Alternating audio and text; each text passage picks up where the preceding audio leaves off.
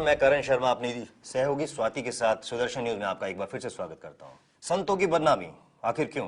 संतों की बदनामी यानी देश और धर्म में बंटवारा यानी राजनीति को सहारा।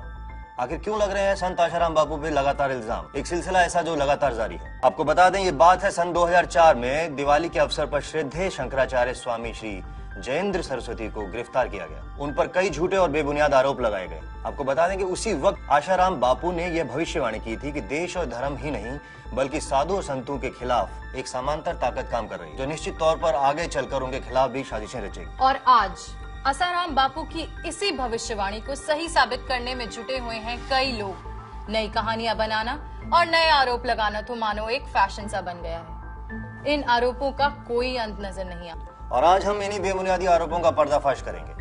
20 अगस्त 2013 को उत्तर प्रदेश की एक लड़की द्वारा आशाराम बापू पर छेड़खानी का बड़ा आरोप लगाया गया। तब उसने 20 अगस्त को दिल्ली के कमला मार्केट थाने में FIR लिखवाई। पुलिस ने धारा 376, 342, 509 और 354 के तहत रिपोर्ट दर्ज कर ली। इसके बाद जोधपुर पुलिस ने भी आसाराम के खिलाफ बलात्कार और धमकी की रिपोर्ट दर्ज की। दिल्ली में दर्ज FIR में लड़की ने यह कहा कि बापूजी ने उन्हें कमरे में बुलाकर लगभग 1.5 घंटे तक उनके साथ छेड़खानी की। यह भी धमकी दी गई कि वह अपने माँ बाप को कुछ ना बताएं। और आपको बता दें कि ये लड़की उत्तर प्रदेश की थी जो पढ़ रही थी मध्य प्रदेश के छिंदवाड़ा इलाके में, और एक घटना जोधपुर की बताई जा रही है। फिर FIR दिल्ली में क्यों? इस अहम मुद्दे पर कभी गौर नहीं किया गया और FIR दर्ज करने के लिए 5 दिन का इंतजार क्यों? जोधपुर पुलिस ने भी आसाराम के खिलाफ बलात्कार और धमकी की रिपोर्ट दर्ज की।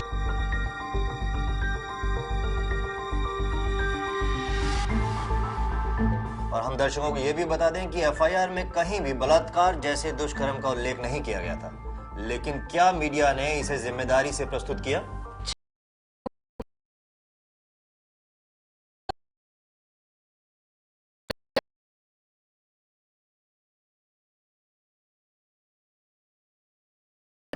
जोधपुर पुलिस ने भी आसाराम के खिलाफ बलात्कार और धमकी की रिपोर्ट दर्ज। 26 अगस्त 2013 को जोधपुर के DCP अजय लांबा ने प्रेस कॉन्फ्रेंस में यह साफ बताया कि FIR में कहीं भी ऐसे दुष्कर्म का उल्लेख ही नहीं है। वेरी फर्स्ट डे से हम ये कह रहे हैं कि 376 का ना कोई मेडिकल एविडेंस है, ना कोई पीड़िता ने आरोप लगाया है। लेकिन मीडिया को तो मानो जैसे मसाला ही मिल गया हो अपनी TRP बढ़ाने। रही बात छेड़खानी की, लड़की की मां कमरे के बाहर बैठी थी। FIR में लड़की ने यह कहा कि वह कमरे में चिल्लाने लगी और ऐसा करते ही उसका मुंह बंद कर दिया गया। बड़ी ताज्जुब की बात है कि मां को चिल्लाने की आवाज सुनाई नहीं दी।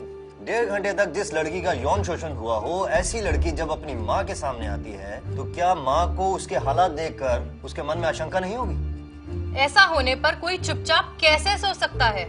और क्या यह संभव है कि ऐसी घटना घटने के अगले ही दिन सुबह वही लड़की किसान के बच्चों के साथ खेले और खुशी खुशी उन्हें 200 रुपए भी दे दे? आज्ञा भी ली थी, फिर हमारे साथ में इधर आए, खाना खाया और हंस मिल के बच्ची एकदम अपने पिताजी के साथ हंस मिल के बातचीत कर रही थी। और मेरे लड़के और लड़की को उन्होंने पैसे दिए, 100 रुपए भी दिए हैं। फिर मेरा चचेरा भाई उनको रेलवे तक ड्रॉप करके भी आया। लोगों को यह भी दर्शाया गया कि मेडिकल जांच से बलात्कार की पुष्टि हो गई है, जबकि जोधपुर के DCP अजय लांबा ने साफ बताया है कि मेडिकल रिपोर्ट में 376 के आरोप के पक्ष में कोई एविडेंस नहीं है। हम बार बार ये कह रहे हैं कि मेडिकल रिपोर्ट जो दिल्ली में से आई है हमारे पास, मेडिकल रिपोर्ट में भी किसी भी तरह से 376 के आरोप के पक्ष में कोई एविडेंस नहीं है। बापूजी की गिरफ्तारी की षड्यंत्रकारियों द्वारा रची गई गहरी साजिश के आहत होकर भोपाल आश्रम के वरिष्ठ पदाधिकारी श्री देव कृष्णानी जी की मृत्यु हो गई। उन्होंने 2 दिन से अन्न जल त्याग किया था। वह बापूजी के समधी थे। उनके अंतिम संस्कार के लिए बापूजी भोपाल पहुंचे। लेकिन आपको बता दें, मीडिया ने एक झूठी खबर फैलाई कि बापूजी अपने आश्रम में है ही नहीं बल्कि फरार है। बापूजी उस वक्त अस्वस्थ थे और इसी कारण वह इंदौर आश्रम में ठहरकर जोधपुर पुलिस का इंतजार कर रहे थे। यही नहीं, इंदौर आश्रम जाने से पहले बापूजी जोधपुर जाने के लिए भोपाल एयरपोर्ट पहुंचे भी, लेकिन वहाँ मीडिया और लोगों की भीड़ को देखते हुए बोर्डिंग काउंटर बंद कर दिया। मीडिया ने गड़े मुर्दे उखाड़ने शुरू कर दिए। जुलाई 2008 में गुरुकुल में 2 बच्चों की संदिग्ध मौत का मामला भी उठाया और आश्रम को तांत्रिक का अड्डा बताया गया। CID ने क्लीन चिट देते हुए कहा था कि आश्रम में कोई भी तांत्रिक गतिविधियां नहीं होती है। CID क्राइम की टीम आके पेपर में आया था कि कुछ ऐसे भोयरे हैं जहाँ पे कुछ मतलब धूप बत्ती और ऐसा तांत्रिक का ऐसा कुछ है, तो वो जस्ट हम चेक करने के लिए आए थे। FSL की टीम भी आई थी लेकिन सामान्य पूजा वगैरह का ही है, कोई ऐसा तांत्रिक का ऐसा कुछ हमको यहाँ पे मिला नहीं। आपको बता दें कि सुप्रीम कोर्ट ने साफ तौर से कहा कि तांत्रिक गतिविधियों से बच्चे नहीं मारे जा सकते और 9 नवंबर 2012 को दिए फैसले में इस प्रकार की सभी आरोपों को पूरी तरह से खारिज कर दिया। लेकिन ऐसा लगता है कि हमारी मीडिया देश के सर्वोच्च न्यायालय से भी बढ़कर। मीडिया ने आरोप लगाने वाली लड़की की सहेली से बात की। उसने जो बात मीडिया से कही उसे मीडिया ने लोगों तक पहुंचाना जरूरी नहीं समझा। और लाके पूछा कि आप इसे बापूजी के ऊपर झूठा आरोप क्यों लगाया, तो उसने बोला कि मेरे मम्मी पापा करवा रहे हैं, मैं कुछ नहीं कर रही हूँ। उसने ये बोला। बापूजी के ऊपर सारे आरोप झूठे लगे।